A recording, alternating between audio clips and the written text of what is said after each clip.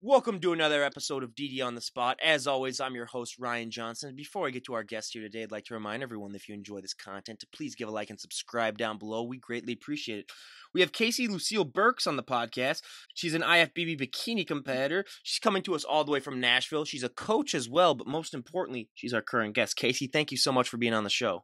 Oh, thanks for having me. I'm happy to be here. Absolutely. So why don't you give us a little bit of a backstory on what inspired you and motivated you to make that lifestyle change? Well, there's going to be kind of a long story here, so I'll try to run through it a little quickly. I've always been really active all throughout my life. I mean, my parents started me out young. When I was in preschool, they put me in t-ball. So I always grew up loving sports and things like that. But honestly, what encouraged me to change my lifestyle to being more healthy and not so just workout focused was that I really suffered from an eating disorder in high school. I was never officially diagnosed, but I know as an adult now, looking back on those actions, that was not normal. I would have probably categorized myself as anorexic in high school and as probably bulimic moving on through a little bit in college. But as I got older, I kind of moved past some of those. And in 2012, I finally had the financial means to hire a coach and compete. So I hired Ryan Walters. He's local in Tennessee, and he guided me through my first prep. And honestly, learning how to compete and to eat properly is what changed my entire outlook on food and how I viewed food. So I'd never eaten that much food before and still lost weight and got the body that I thought I could have. Before, I had always restricted, and that's very unhealthy to do. And it took me down a bad path.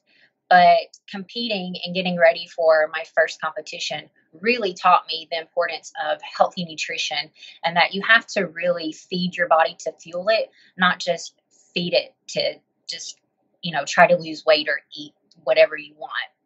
So I always say to my clients now that you have to eat to live, don't live to eat. Yeah, 100%. It's just, a lot of these competitors that we have on, or a lot of these people, they come from those backstories. And it's just so inspiring to see the changes that they've made in their lives. But I always love to sort of make the statement, if you were to walk into a gym with 100 people, there's 100 different ways as to how they got into shape, whether it comes down to their diet, their training, how many reps they do, what exercises they do. And I always like to say, if you were to go up to someone and say like, hey, what did you do for this body part? This body part looks amazing. Like, what worked best for them 99% of the time doesn't work as good for you. Was that a struggle for all at first when you were getting started in the gym, realizing what specifically worked best for your body? Yes, I went through different periods of trying different things. And of course, I followed the program that was given to me by my coach, and that worked well. And I'd never kind of lifted the way that he had suggested lift before.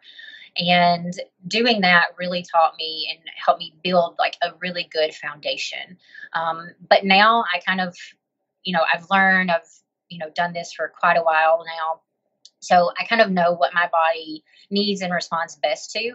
And I think if there's one piece of advice I could give someone to take away, it's don't just, tap out after like the first 4 weeks, because your body is still developing and you're still like trying to get used to things and learn new things. And it's just it's kind of like a science experiment. And that's kind of how I treat it. You have to find what works and what doesn't work. So try something for a while. And if it works, then you know that you can stick with that. And if it doesn't work, it's time to switch it up. Yeah, I always like to say, especially with like my generation, everyone wants it today and they want it yesterday. Mm-hmm. So if they don't have it, basically the next day, they'll get upset. But it's one of those things where I always like to compare it, between if you're trying to lose weight and if you're like an alcoholic trying to get off the booze.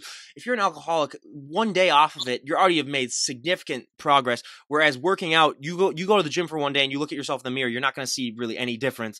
So it's just one of those things where it does take such a delayed gratification. But once you start to see those differences, it really can just be so positive. It can be just such a great inspiration to really push people through. So that's what I say also to anyone that I have that, is, struggling with those first few weeks where they're just like, oh, I Yep. don't see anything. I really don't see like why I should keep going because nothing's really happening. It's just like, just wait until you see that first, muscle pop out, or that first little thing, or that first pounds that start dropping. It's really then going to take over. So it really is delayed gratification, which I love because it's one of those skills that a lot of people, like I said, in my generation too, do not have delayed gratification. They're on their phones and they expect, like I said before, everything to happen automatically. Yep. But at what point in your journey did you decide that you wanted to compete in a bodybuilding show?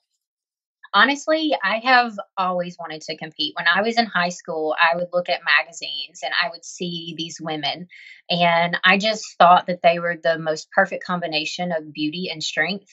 And I had just always wanted to do it. And I'd always my grandmother would buy me the muscle magazines and stuff because my mom wouldn't buy them for me.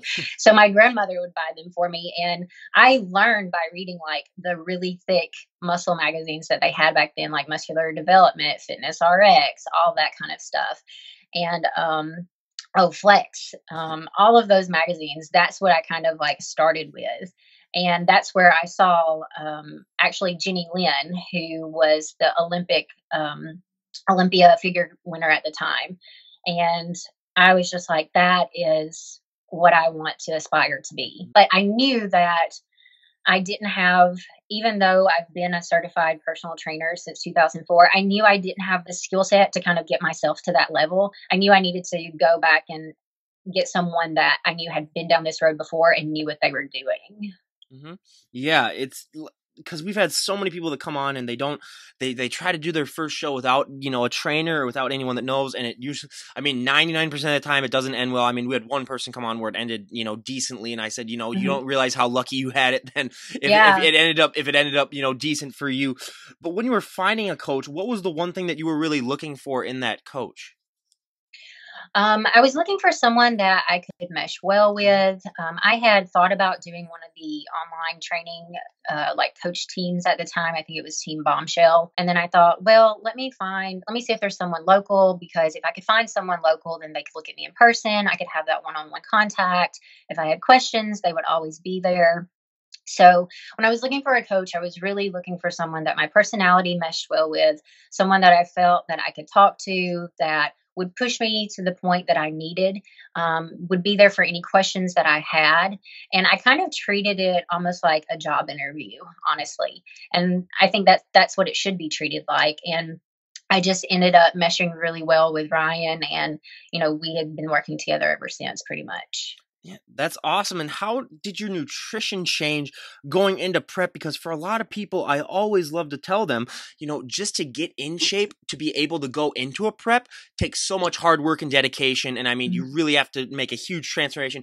But then when you go into a prep, you are notching it up to an extreme level of just, you got to get all of your workouts in. You got to be perfect on your nutrition 99% of the time. And you have to eat it at the right amount of times. Well, how much of a difficulty was that for you, sort of going into that lifestyle where, everything sort of has to be perfect? It was an okay transition for me, because I actually got fed more food. Like I said, I was highly restricting myself before, so I was eating more. But then I was also doing way more cardio than I'd ever done before. My very first prep, we realized that we can't really take it too far with me, because I will start dropping weight like that, and then I have a hard time keeping it on. So I was okay with the cardio, and I was okay with the weights, and I was okay with the food. I just wanted it so badly. And I just really just wanted to step on that stage, because it had been such a goal of mine for so long that I was willing to do whatever I was told to do. But I had dropped down pretty low. In my first competition, I was very, very skinny. I had very little muscle mass. Mind you, at the time, I was training improperly before, especially for a competition. So I went in looking very skinny. And we found, that was kind of like trial and error for us that first show. So we found I needed more food. I needed less cardio. I needed heavier weights. So that's kind of how I approached it, I was just so into it that I was going to do whatever it took, and I just went for it. Mhm. I know other people aren't like that. They kind of like have to gradually ease into it. And I work with competitors now that can't just flip a switch and do that. And that's okay. Everyone's got, different avenues that they need to go down to what works for them. Oh, and it's all just like so many things in life. It's all trial and error. Like if something doesn't work for you for one show, you switch it up and you try it again. And I mean, you're never gonna see those people. I mean, we've had people that have come on that have, don't get me wrong, have won their pro card in like their first show, but that's just lucky, and that's just other types of things. But it is so much trial and error, and that's, I mean, Yep. just like with everything else in life. But now, as someone who has never been tan myself, and I mean, I'm one of the palest people you ever meet from the upper Midwest. I mean, my thick Norwegian blood that I reflect the sun off of me. Basically, it's kind of like one of those vampires in those like Twilight movies. But what is that experience like for you when you put that tan on? Because we have so many competitors that come on and say, like, see all the muscles pop, and you see muscles that, first of all, you see muscles that you never even thought that you had. What is Yeah. that experience like for you when you get that tan on? I do not enjoy the tan process. We get a lot of that too. Yep. Do what? We get a lot of that too. Yep. That people that don't like Yeah, it. Yep. I don't enjoy the tan process, but it's necessary, Mhm. because if you get up there with a bad tan, you're just going to look washed out, and all your hard work is not going to be seen. But I do it because I have to, and I can't wait to like take a shower and get it off. Like that's the number one thing I can't wait to do after I get off stage is let me just go take a shower really quick. So, it depends on if you do it yourself though, or if you have it done by a company. I think it's a lot less painful if you have it done by a company. It doesn't take up as much time. If you do it yourself, it's a little bit more stressful. It takes like 3 days to do, and it's just like coat after coat after coat. And by the time you're finished, like all your pores are like clogged with all of this like brown tan, and it takes like 2-3 weeks to actually all come off. Yep.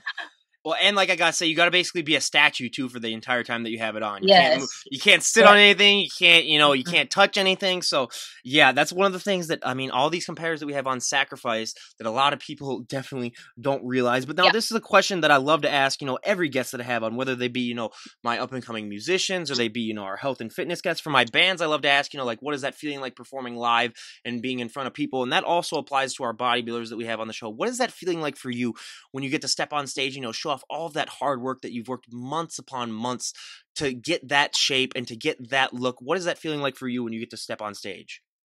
It's like a rush of endurance. I mean, once I step on stage, I feel like I turn into a completely different person because I'm not necessarily one to walk around sassy like I do on stage. I'm very much a tomboy, that I just happen to like clothes and makeup. But once I get on stage and once I put those heels on, it's like I do a 180, and I have to put on a show, and that's pretty much what you're doing. You're putting on a performance. So, and on some level, you have to be okay with being able to be seen by thousands or however many people are filling up the room at that time. But for me, I love it. I've worked really hard, and I'm going to get up there and I'm going to do my best to showcase everything that I've worked for. And that's kind of how I see it. Yeah, well, absolutely. And a lot of these, so one of the questions that I also love to ask is, if you were to poll the general public, there's a small singular percentage of people that would, have the courage to go up on stage and pose in front of people. Not that many people would have that courage. Was that ever something that you had to work yourself up to, maybe for like your first show where you really had to sort of just convince yourself to do it? Or was it one of those things like you were kind of talking about? And one of the answers that a lot of our guests have is, it gets to a certain point where you've just worked your butt off so much that you just want to go up on stage and show it off. What was that like for you? For me, I mean, I competed in pageants in high school, so I was used. And when I was younger, my mom had always put me in pageants, so I was kind of used to getting on a stage and showcasing whatever it is I needed to showcase. But yeah, I mean, I've worked really hard, and I put everything I have into a prep. So the minute that I step on stage, you better believe that I'm going to get up there and I'm going to do whatever I have to do. and showcase myself in the best way possible. Mhm. Well, now this is actually really freaky because the last guest that we had on, she's an opera singer too. So I said, if you ever did like one of those pageants, that would be a nice talent to have. So what was your talent that you did when you did one of those when you did the pageant shows? Luckily for me, our pageants, we did not have to have a Oh, talent. okay. Yep. I don't know what my talent would have been. I was gonna say because that Yeah, was so weird that you were a pageant person. Then we had someone on that I was just talking about like, oh, if you were like if they turned like the bodybuilding into like a pageant thing where you had to do like a skill, that would be definitely a cool one to have. yeah. But what, yeah, 100%. But one of the things that a lot of people don't realize is the hardest thing. And now being a coach, you understand this, to a 10th degree more than an average comparator. But the posing for a lot of people, the posing is the hardest thing. It's harder than the nutrition. It's Yep. harder than the training. I mean, I've always loved to make the analogy of you can be a great driver, you can never be a perfect driver. You can be a great poser, you can never be a perfect poser. It's Mhm. ever evolving. You always have to, keep it up to date. You always have to practice it. Was that ever a struggle, the posing aspect for you, and how has it gotten easier since you've started? Well, I was self-taught with my posing. At the time, I didn't have anyone to teach anything, so I was just kind of trying to find whatever I could find on YouTube and look at that and mimic that. The walking and all of that in heels, I was, like I said, I did pageants, so I was kind of already used to the walk, and I knew you had to put a little bit of extra sass in there. So the walk wasn't a big deal for me, but trying to learn the poses, that was a huge deal. And learning which angles work best with your body. And, you can slightly turn your hips a little bit more, and all of a sudden it makes your waist look smaller, or Mhm. twist your arms a little bit more forward, and it gives you that V taper. So it's fine tuning, and things change. The sport is ever evolving, so posing's going to be ever evolving as well, especially in bikini, because bikini's a little bit more flexible. It's not like we have, mandatory poses like men's bodybuilding. Mhm. So girls can, twist whichever way they want to twist. And it's really about fine tuning that and finding what looks good with your body and what is going to showcase your body in the best way possible, but not just showcase your body, but showcase the lines that the judges want to see. Yeah, I mean, and it's all, like you said about hitting those right angles at those right times. It's kind of like I like to make the comparison of like some of these, like the Instagram people that we have on who are taking photos. You got to hit the photos, the right lens at the right time. I mean, it's good practice, I always like to say. But what is your favorite pose and what is your least favorite pose? Well, I just love the front. Well, just bikini, like my poses, like bikini poses. Oh, yeah, we could do bikini and then we could do overall. Yeah, either way. Yeah. Oh, okay, yeah. I mean, for bikini, I like the front poses. Any front pose is good for me. I hate the back pose. Yep. Not because I think I have bad glutes or anything like that. It's just, sometimes when you're up there with your legs spread apart, you feel a little. Mhm. At least I do. I'm Yep. like, Mhm. am I showing too much That's or yep. not showing enough? What is it that they're looking at back there? Yeah. So the front pose in bikini is good for me. The back pose, I liked it better when they were allowing more girls to do the close stance back Mhm. pose with your feet together, but that's kind of like fizzled out, and it's Yeah. more of the wide stance now. Well, yeah, and I always, I always love to say it's like for that back pose, it's like you would never see the guy bodybuilders do that. So Right. it's like Yeah. it's one of those things where I just, I look at that and I sometimes think I was like, is that too much sometimes? But sometimes, sometimes it really gets me to think about that. But I mean, it's, it's also, it's what the judges want. So I guess, Yep. you give them what they want. But, we also kind of talked, a little bit about the high heels. So it was a funny story. So the second health and fitness guest that I had on, she was the tallest ever bikini competitor that ever competed. She was 6'3".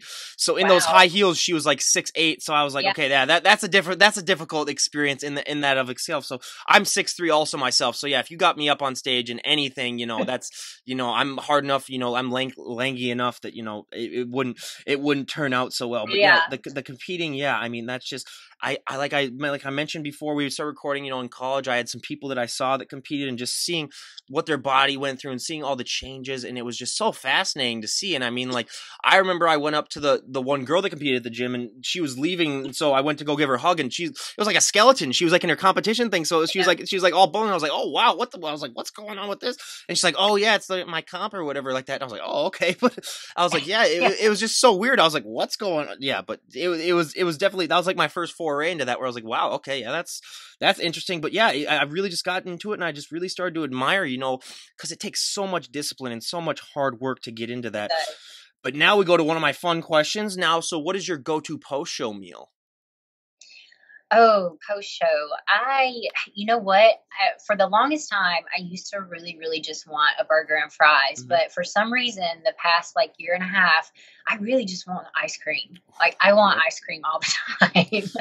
I What? don't know what it is. I've never been one that's been like super big on sweets. But here this past year, man, I just want some ice cream. I don't even care what kind it is. Just give me some ice cream. Yeah. Well, now, what is your favorite flavor of ice cream?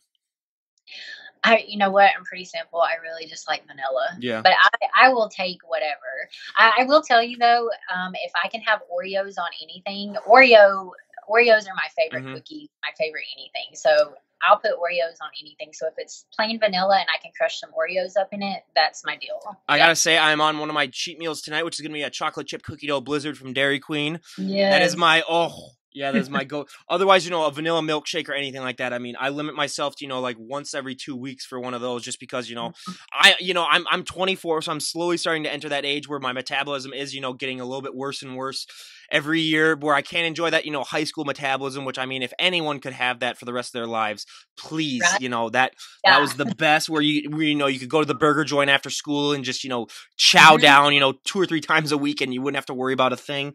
Yep. But unfortunately, that does come to pass. But one of the most important questions that I love to ask, and I mean, it's not talked about really at all on Instagram. And I'll give you an example. So I was at a New Year's Eve party, and one of my friends came up to me and said, like, Ryan, I really enjoy watching your podcast. And he also lifts weights too. And he said, one of the things that I was really shocked about, though, is that these bodybuilders, they do not look that way, 24/7 or like 365 days out of the year from those stage photos. If you look at those stage photos, that is not a sustainable look. You've sort of manipulated your body through all the dieting and through all the working out into a look that, you're not going to be able to keep. I mean, the guys can hold on to it for just a tad bit longer than the girls, but for a lot of people, I mean, some people gain like 20 pounds like weeks afterwards, or they've gained, a substantial amount of weight because they just don't know how to like successfully put that weight back on. Was that a struggle for you at all, sort of realizing that, like, hey, all this hard work that I put months upon months of effort into, I am going to have to put on weight on after a while? And because we have so many guests that come on that, they either get depressed or they get anxious, thinking about that. Was that ever a struggle for you? And what are some ways, I mean, even as a coach too, that you like to sort of make the process and transition easier? It was a struggle for me in the beginning. It's not necessarily a struggle for me now, but in the beginning, going from seeing yourself probably in the best shape that you've ever been in, at least from an aesthetic looking standpoint, to losing all of that is difficult mentally, especially for someone like me who's had like eating disorder issues in the past, which have like kind of skewed my view of how my body looked for so long. But I also knew that it was a necessary evil. And especially for my body type, I can't stay lean year round and gain muscle. Like, I have to eat. I have to eat in abundance to put the muscle on that I need to make the changes in my body that I have to make. And it was really difficult for me that first year. I struggled quite a bit with it. I stepped Now, like I said, my first year we went a little too far. I probably stepped on stage at my very first show around, I'm going to say probably 108, 110, which is super tiny. Like I said, we went too far. Um, and in my off season, I had gotten up to around 142 pounds, which I actually looked really good on me. And everyone was like, you look great like this. But in my mind, I was like, what are you talking about? No, I don't. But after I took 11 months off after my first show to try to make the improvements that I needed to make. And after I did that, when I cut back down, it was It was amazing. I mean, I had muscle that I thought I would never have in my life. I'd always wanted like the bicep vein, Mhm, and I actually had the bicep vein, mhm, and all of that kind of stuff that most people probably think is really weird. But I had it all then, mhm, and I was like, oh my gosh, this is amazing. So this is what I have to do. I have to like put this on and put weight on and eat and get back to a healthy level so I can make the improvements that I need to make, and then I can cut it back down and see what I've done. mhm. So, um, going through that first transition period was really difficult for me. But after I went back through a prep and saw all the changes that my body made, and I actually went on to win an overall Wow. after that. And I was hooked from there and on. I was like, okay, this is what I have to do, and I'm going to do it. Mhm. Yeah, so that I mean that's so awesome. And again, everyone, it's one of those things that a lot of people don't realize. Like you are going to have to put on weight if you want to, Mhm. gain any bit of muscle. It's one of those things Yep. that if I can't stress it any more than I already have, I'm gonna just say it again. That's one thing that you have to do. But now, I mean, being a coach and also being a competitor, I mean, I bet you hear this a lot. I mean, it's one of the myths that I love to bust because, I mean, it's gotten better with Instagram, but it's still, the last 5 years, there still are a lot of women that believe if they go into the gym and they touch one weight, they're just going to hulk out, put on 50 pounds Mhm. of muscle overnight. And, I always say to that, if they ever did that, I would pay them my life savings for them to be my coach because they would have found out the secret. Yeah. And, everyone would want that. So I'd say, I always say that, but were you ever afraid of that when you were getting started in weightlifting? And even if you weren't, I mean, I bet you hear that all the time. What is your main response to that? No, I wasn't afraid of it. I actually wanted Yeah. it Oh, yeah. because I was just so like my body type just leans towards being so like thin and Mhm. on the smaller side that I never thought I was going to be able to have, like defined arms or, a bicep that you could actually see or anything like that. But I do work with quite a bit of women who are like, I just want to tone. I don't want to get bulky. And I'm like, what does bulky mean? What are you talking? What is that actual terminology look Mhm. like? Well, I don't want to look like a man. So that's when I pull my pictures out Mhm. and I ask them if I look like a Yeah. man. And I think that being able to use myself as an example is the best advertisement that I could have. Because once they see that, they're like, oh, okay, Mhm. well, you lift like this, so you're not getting bulky. And I'm like, do I look bulky right now? No, I don't. Do I look like a man? No, I was I gonna don't say, look like, does she look like like a Dwayne the Rock man. Johnson or Hulk Hogan or any of those guys? It's like, come, Right, come on, people. I mean, right. I always love to tell the story of when I was in college. One of my really good friends. When I started getting bigger and stronger, I put on about 20 pounds of muscle in like the first 2 years of college. So one of my good friends, she would always say, like Ryan, you're going to the gym, you're putting on a lot of muscle. I kind of want to go to the gym, but I'm afraid I don't want to get like super bulky like you. And then finally, one of those nights, I finally just said to her, I said, look, the amount of weight that you carry in your purse when we go out to like clubs or when we go out to get something to eat weighs more than a lot of the dumbbells in the gym, and you're not Yeah. getting big. You're not getting bigger and stronger from lugging that thing around 24/7. And that sort of convinced her. And then she's like, oh, okay. So then she started going in. And then she really enjoyed it. So it's one of those things that I like to tell anybody that I hear is just what's the worst thing that's going to happen? You're going to get healthier. I mean, and your confidence too. That's one thing that I cannot stress enough is your confidence is going to skyrocket.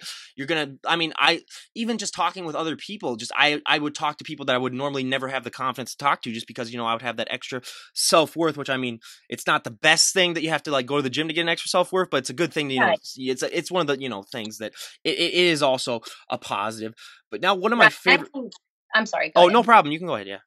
I was going to say, once you sit down and I think you have that conversation with a woman about, the other benefits of weight training, like, it helps prevent osteoporosis. It can Mhm. help balance out your hormones. It helps with your metabolism. Like, and you explain kind of like the breakdown in scientific terminology to them other than just, hey, you're not going to get bulky.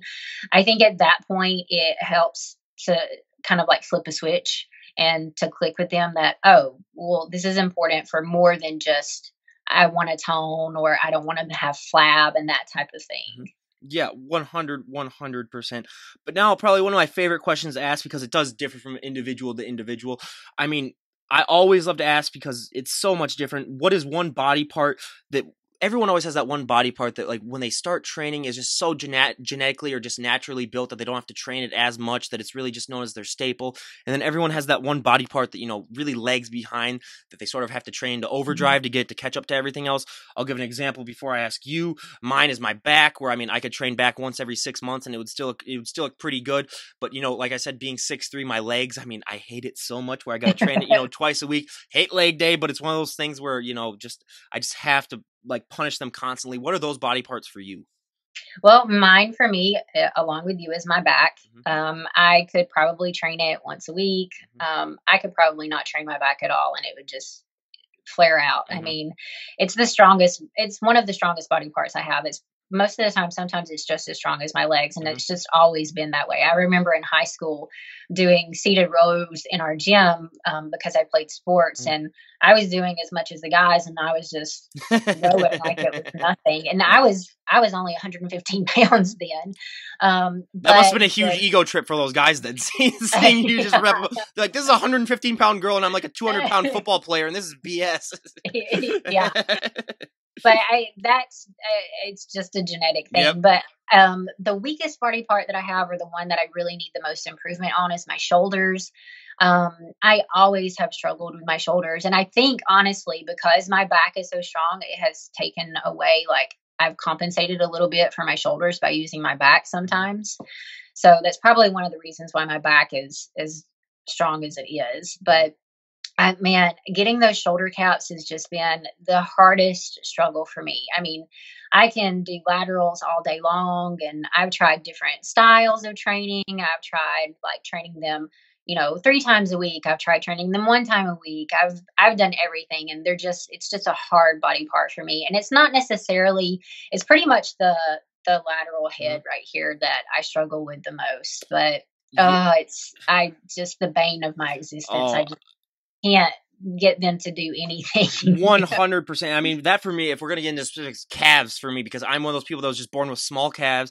I had one guest that asked the same question too, and she put her calf up on the table, and I was like, okay, your calf is bigger than my thigh. I was like, this is BS. We're done here. I was like almost going to shut it off. But yeah, I hate those people that just come in, they're just naturally genetically blessed with, like, huge calves.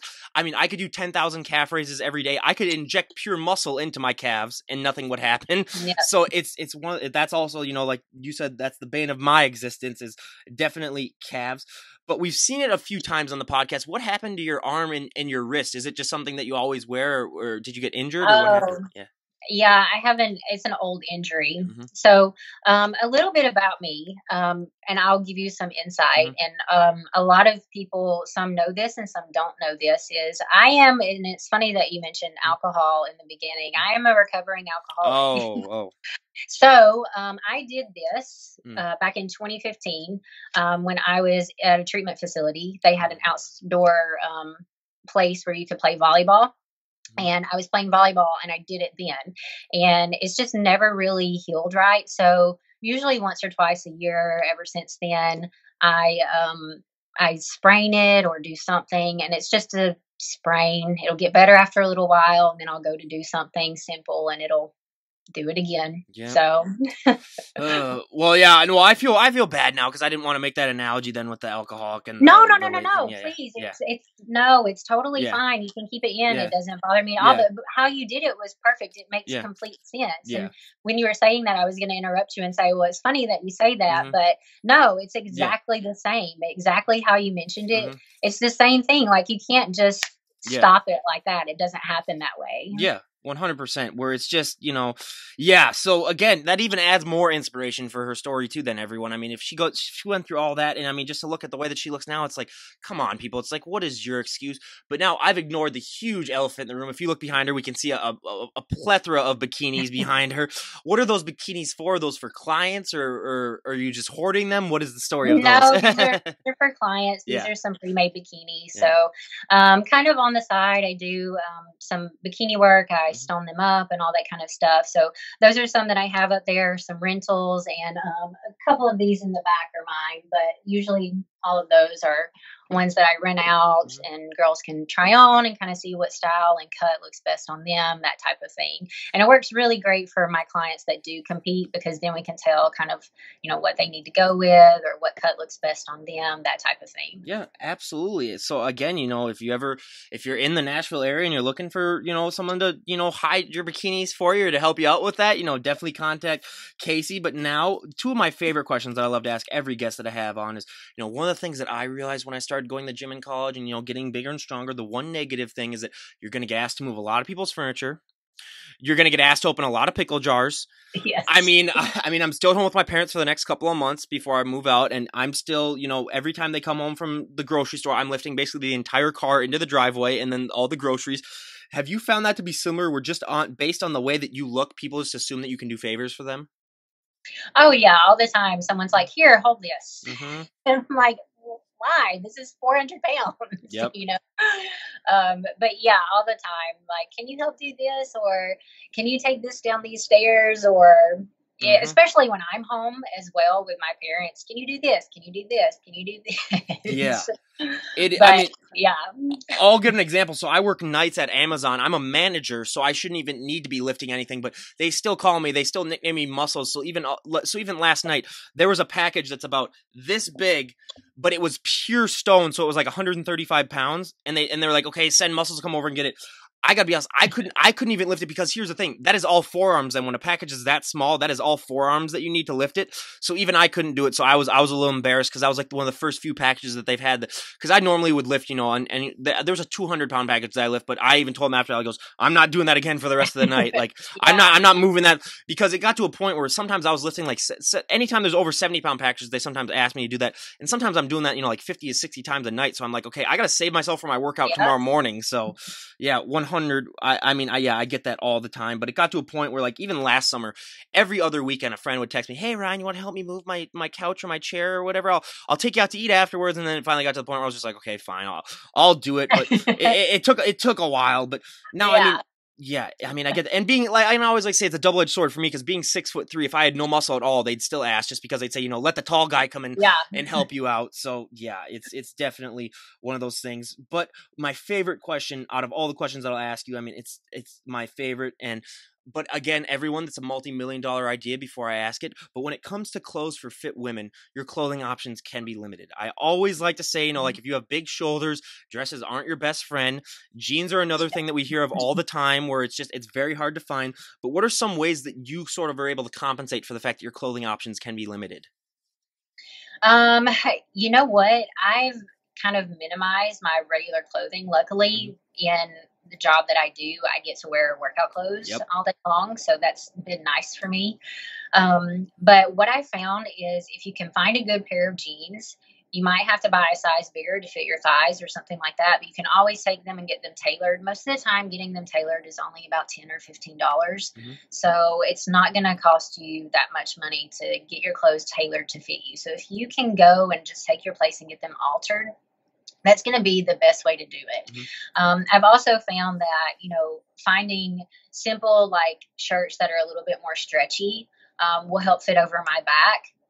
And if I can find a good jacket, one that doesn't like try to rip every time Mhm. I do this, um, that's good as well. And that will kind of just carry me through. But I always say invest in like getting your clothes tailored instead of like going out and trying to buy new things or finding something that fits. Take the clothes that you have, go and get them tailored. They can easily be altered. I promise you they can. And that will save you a ton of money and they'll fit perfect. Absolutely, 100%. I mean, I give a fun example. So I was back after my freshman year for a friend's wedding I went to, and I gained probably about, like 15 of my 20 pounds of muscle. So, I tried on the same, tux that I had, for other weddings before I went to college. So I was at the reception, I bend down to pick something up, and I heard a shh right Yep. behind me. Luckily, it was the shirt inside of the tux, so it wasn't the Oh, tux. good. So I lucked out so much on that one, because if that was the tux, yeah, I would have been in deep trouble. But that's when I kind of realized, like, hey, I might want to update my clothing wardrobe. So yeah, I've definitely upgraded since Yeah. then. But yeah, it's definitely one of those struggles. And I mean, I had one of my guests come on who just started her own clothing company. So that's, I mean, I can send you some of the details on that, because she's really excited about that. But yeah, I mean, whatever, anytime there's people out there that have stuff, I mean, you gotta hop on that. But now we go to my favorite part of the podcast and our audience favorite part of the podcast, the little questionnaire where I'm going to ask Casey here about a dozen or so questions that I ask all of our health and fitness guests, and we're going to see how she stacks up to all of our guests. So for our first question, what is your go-to workout song at the moment? Oh, Cardi B. Oof. Anything Cardi B. I don't know why. It's not like I'm a gigantic Cardi B fan, but her music is very catchy. So yeah, anything Cardi B, I'll go to. Yeah, believe it or not, that's one of our popular answers. I mean, I'm more of an old school. I got to have like my 80s music, and I know I'm only like 24, but 80s, the cheesy 80s music I love. Like, I'll have the Rocky IV soundtrack blasting just because it's so corny. Oh, that's one of the best, though. Yeah. Oh, yeah. I mean, literally, during my workout, I have to listen to at least one of those songs from that soundtrack just because it's so, it pumps me up so much, even though it shouldn't because it's so corny. But I mean, I love it. But I have a problem. So, like, I have a gym at my house. So, luckily, 75% of the time I work out at home. But the times that I do go to a regular gym, I have to wait for the beat to drop if I'm working out. So, like, let's say I'm doing like a lat pull down. I'll have it maybe like this for like 30 seconds. And I've had people walk up to me and be like, hey, are you all right? Like, did you like pull your back out or something? I'm like, oh, no, I'm just waiting for the beat to drop. So I'm known throughout my gym as the guy that waits for the beat to drop. So people have literally told their people, it's like, oh, don't go and bother him if it looks like he's like just waiting because he's just waiting for the beat to drop or whatever. So, yep, 100%. But now for our next question, out of all the celebrities on the planet, if you could work out with any celebrity, who would it be?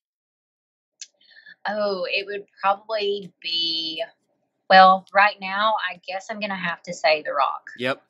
I mean, you're going to be almost our 100th health and fitness guest when this gets published, and 90% of the time he gets the answer. So, I mean, I mean, yeah, he's the one. I mean, if you take a look at him and you're just like, yep, I would work out with him too. I mean, for me, I'd probably just say like Arnold just because it's Arnold and, just because that would be really, really cool. But, Dwayne The Rock. I almost started to say Arnold, but man, The Rock, I think he's got his like own gym that he carries around to sets with him. And he sets it up in this tent.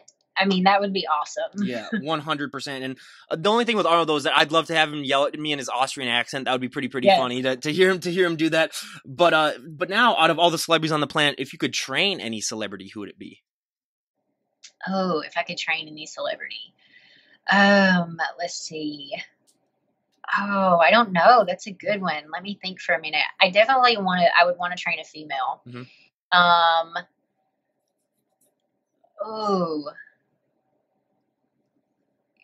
I think I would want to train. Would you want to train one that like maybe needs to lose some weight, or would you want to train one that's already like in shape that you would just want to help get into better shape? What would you be looking for? You know what? It really wouldn't matter to me. You know who I would really love to train because I think it would be a lot of fun? Melissa McCarthy. Yep.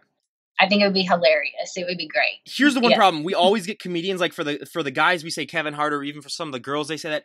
But the one problem with that is that you're not going to be able to get a workout in because they're going to be so funny. I mean, you're going to get the best ab workout of all time, but that's about the only thing that you're going to get. But yeah, Melissa McCarthy would be great. I mean, I mean, just the fact when I first heard that she was related to Jenny McCarthy, I didn't even believe that, but I was like, oh yeah, that kind of makes sense now. But yeah, Melissa McCarthy, would be definitely a good one to have on. But now for our fourth question, what is one item that you always need to have in your fridge? Oh, eggs. Yep. Yeah, I have to have eggs. Yep. Yeah, I can, even if I don't have like meat, I can always supplement a protein source for eggs. But yeah, I have to have eggs. Yeah, that is our second most popular answer behind chicken. I mean, one of the answers that really, really shocked me, though, is mustard, because a lot of the guy bodybuilders and some of the girl bodybuilders, they got to have that because it's 0 in calories, it's 0 in fat, and you got to put that on your chicken just to make it taste good. But I always tell them when I hear that, it's like, if you need to put mustard on your chicken, you might want to reevaluate your life if that's one thing that you have to do. But yeah, I was a mustard kid until I was about 5, then I outgrew it, and, team ketchup all the way. But yeah, mustard. Oh, I love ketchup. Mustard, mustard is one of those things that I guess, has to be on. And if you want to hear something disgusting, so this is how you can tell that I'm from the Midwest. When I was young, I used to put broccoli in ketchup just so that I could eat it. That's the only thing. Yeah. I do that now. Yeah. Okay. Whenever I'm on prep and I have ketchup, I will dip my greens in ketchup and eat it. We found another one, everyone. We finally found someone else. So yeah, I mean, that used to just disgust my parents, but I used to be one of those kids where they say, like, I'll give you $1 if you eat all your vegetables, or you eat if you clean out your plate. So you know what? I did what had to be done in order for it to get eaten. But yeah, so that's, I'm glad that we finally found someone else that finally does that too. But now, what is one thing that you would change most about the sport of bodybuilding if you had the all-knowing power to do so? Oh, if there was some way to take the subjectivity out of it, that would be great. to where there were like defined standards on, what was what. So, or what is what. So, specifically for bikini in particular, they want you lean, but you can't be too lean. And, you may have one class of girls where they go for a girl that looks softer, and another class where they go for a girl that's more muscular. Mhm. So you kind of get confused on what it is the judges are looking for. Whereas in men's bodybuilding or men's classic physique and even women's physique, you kind of know what they're looking Mhm. for. But I think in bikini, the lines get blurred a lot.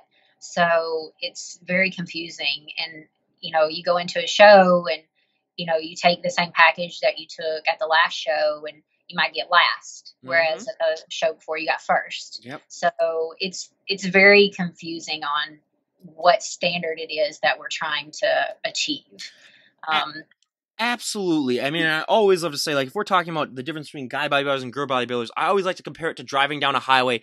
Guys, mhm. they can just go straight down the highway and drive as fast as they want. When it comes to just building muscle and just, it's just gains, gains, gains, and just getting as big. Where women, you got to like swerve, you got to go through underpasses, just because you always got to, I mean, they always like to say, you got to balance your femininity and you got to still be feminine. So, I mean, Mhm. that's one of the most ridiculous things that I hate. But yeah, bikini too, like I said, or like you said, different shows. I mean, and that's really hard on the competitors too, because they don't know what to do before the Yeah. competition. So, I mean, yeah, that is definitely one thing that I would love to see, especially for women's bodybuilding, to get sorted Yep. out. But now, out of all the followers that you have on Instagram, what is one thing that they would be surprised to know about you if they met you in person? Well, I think, what I just said Yep. is that I'm a recovering Mm-hmm. alcoholic. I'm a proud recovering alcoholic. I actually work for a place not far from where my studio is called Recovery Community as their health and wellness coach, and I do recovery yoga classes. And I once or twice a month I'll go and I'll talk about how important it is to take care of your body. And, if there's anyone out there, you're more than welcome to reach out to me if you need help or support or anything along those Mm-hmm. lines, because it is a detrimental road. And, Yes. health and fitness, even though I was doing it before, I became addicted to alcohol, it really helped save my life in Mm-hmm. many, many ways all over again. Because I had lost my love for a lot of things when I went down that path. And one of those things was fitness. Mm-hmm. And I had to regain that love again. And when I did, it showed me how well being healthy and taking care of yourself is part of leading a like sober life and a healthy life, and how it can only enhance your recovery and make things that much better. Absolutely. And I mean, I've never shared this on the podcast, but I will just because the topic has been brought up. But my aunt, when I was about 8 years old, she died of liver cancer. She was a huge alcoholic. Hmm. And just seeing her go through that, I mean, I was too young to really understand what that was all about. Really at the time, I just knew that she was sick. But yeah, just, I mean, like her last days, her skin turned green just because her Yep. liver had given out on her. And it was just, yeah, just seeing that disease go through. And the thing is, we had no idea that she was one. And because, I mean, my dad grew up in a very small town and she Hmm. still lived in that small town. And that's just the culture for a lot of these small towns is, you drink. That's, Right. they got they got one general store and then they got one bar. And then, so everyone goes to the bar every day after work and has a couple of Right. drinks. So, that's just the thing where we didn't realize that until it was far too late. So now whenever I hear that, it always brings that up. So again, yeah, it can lead down a very, very long and hard path. But I mean, getting sober, I mean, that's one of the best things that you can do. And I mean, thank you for bringing that up because it really, me bringing that out too. I mean, if this can help out one person who's struggling with that, I mean, absolutely go and get yourself checked out. And Yeah. it's not going to be easy. I mean, it's never going to be easy. If it's It's easy, not. yeah, it's going to be hard, but trust me, in the long run, you will say, thankfully, if you do get better, you will say, like, God, I can't believe that I did this and that I'm so happy that I did. I mean, 100%. But now, Yep. what is the last TV show that you binge watched? Let's see. I feel like there's so many women that watch this, but I watch the ID channel a lot. It's Yeah. ridiculous. So I binge watched like the Homicide Oh, yep. Hunter, I think it was. Yeah, so it was that, and I did that last weekend. Mhm. Yeah, that's awesome. So now, what is your favorite TV show of all time? Of all time? Mm-hmm. Oh, of all time.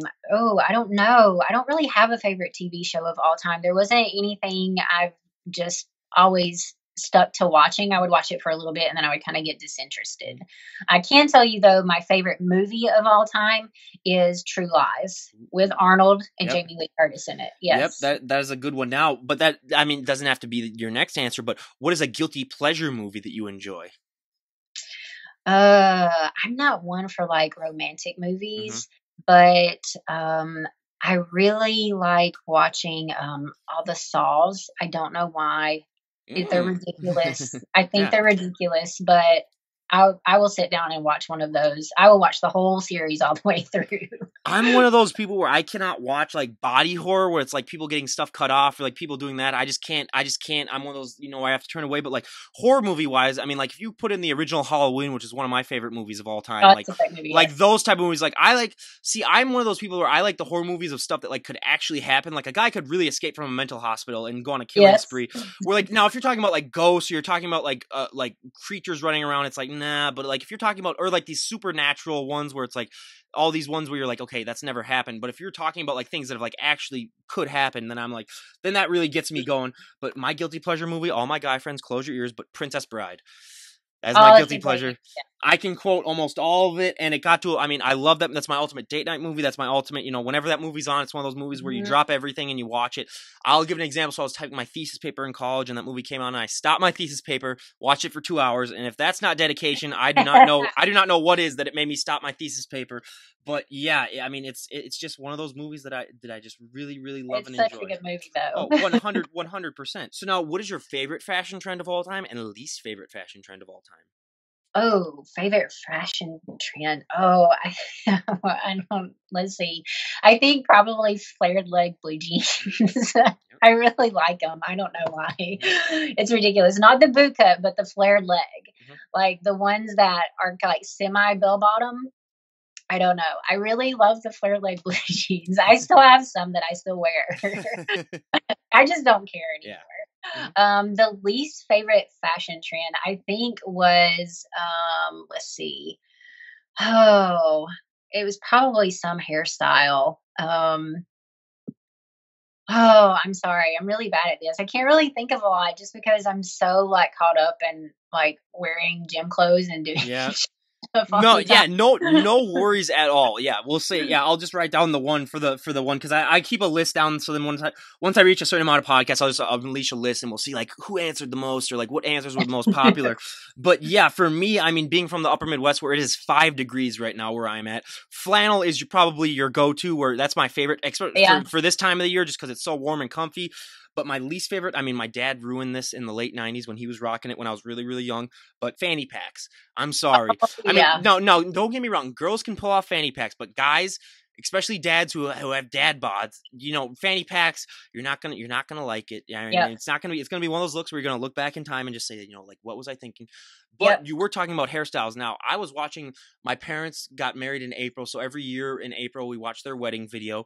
So back then, just the hairstyles were so. I love a good mullet. Oh my gosh. I'm a sucker for a good mullet from the guys, and just seeing the hair that they had back then, I always just say like, wow, what a time to be alive, to have been alive. Just Oh yeah.